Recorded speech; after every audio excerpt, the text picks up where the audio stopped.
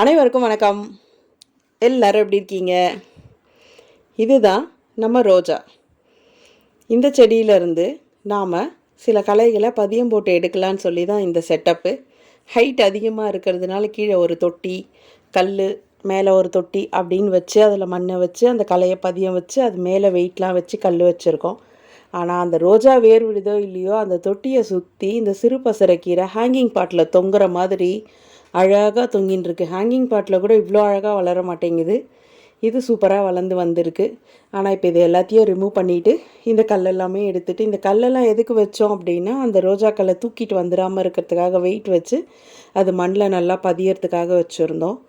So இப்போ அந்த களை நல்லாவே பதிஞ்சு வேர் விட்டுருக்கோன்னு நினைக்கிறோம். அதனால அந்த தாய் செடியிலேருந்து அந்த களையை மட்டும் கட் பண்ணி எடுத்து அவளை தனி கொடுத்தனை வச்சிடலாம் அப்படின்னு சொல்லி தான் பிளான். ஸோ கட் பண்ணி எடுத்துகிட்டு வந்து வச்சாச்சு. வச்சதுக்கப்புறம் அந்த கீழே இருக்க குட்டி கலர் நல்லா க்ரீனிஷாக தான் இருக்குது. இந்த நீட்டமாக இருக்க கலர் தான் கொஞ்சம் வாடின மாதிரி இருக்குது.